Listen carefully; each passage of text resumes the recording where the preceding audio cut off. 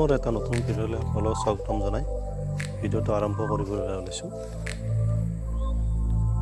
আজি আপোনালোকৰ আগত আলোচনা কৰিবলৈ ওলাইছিলোঁ যে মোবাইলৰ ডাটা অটোমেটিক নিজে কেনেকৈ নোহোৱা হৈ যায়।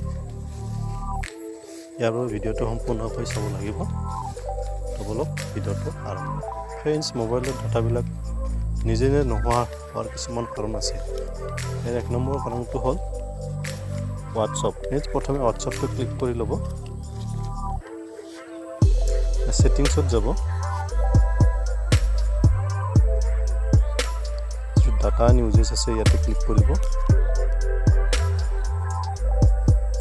ইয়াতে দেখিছে হোৱেন ইউজিং মোবাইল ডাটা, এইটোত ক্লিক কৰি দেখিব যে ফটো, অডিঅ', ভিডিঅ', ডকুমেণ্টছ এনেকৈ লিখা আহিব। ইয়াত যদি গোটেইকেইটা ক্লিক কৰি থৈ দিয়ে, তেতিয়া অ'কে কৰি যদি থৈ দিয়ে, তেতিয়া মোবাইল ডাটাৰ পৰা গোটেইবিলাক, যেতিয়া মোবাইল ডাটা অন কৰিব তেতিয়া এইবিলাক ফটো, অডিঅ', ভিডিঅ', ডকুমেণ্টছ সকলোবিলাক নিজে ডাউনলোড হৈ যাব।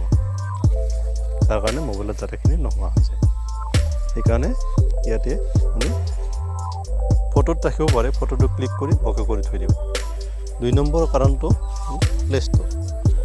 প্লে ষ্ট'ৰৰ কাৰণেও ডাটাবিলাক আমাৰ অটোমেটিক নোহোৱা হৈ যায়। ইয়াৰ বাবে প্ৰথমে প্লে ষ্ট'ৰটো অন কৰিব। অন কৰি ইয়াতে ছেটিংছত যাব, এপ ডাউনলোড প্ৰিফাৰেঞ্চ আছে, এইটো ক্লিক কৰিব।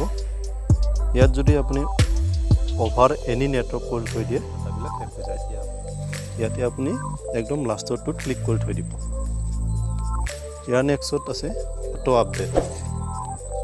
অটো আপডেটত যদি 1 নম্বৰত থৈ দিয়ে, তেতিয়া ডাটাবিলাক নিজে নোহোৱা হয়। এইটোতো আপোনাৰ ৰাখি থৈ last auto play video'.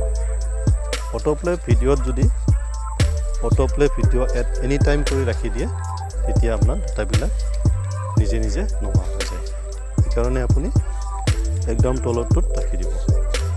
Friends, এইবিলাক কাৰণতেই আপোনাৰ যিবিলাক ডাটা আছে সেইবিলাক নিজে নোহোৱা হৈ যায়।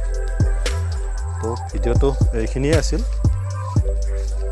ভিডিঅ'টো ভাল পালে লাইক কৰিব, শ্বেয়াৰ কৰিব, আৰু এনেধৰণৰ ভিডিঅ'বোৰ নিয়মিত ৰূপত পাই থাকিবলৈ চেনেলটো ছাবস্ক্ৰাইব কৰি কাষত থকা বেলটো অল কৰিবলৈ নাপাহৰিব। ধন্যবাদ।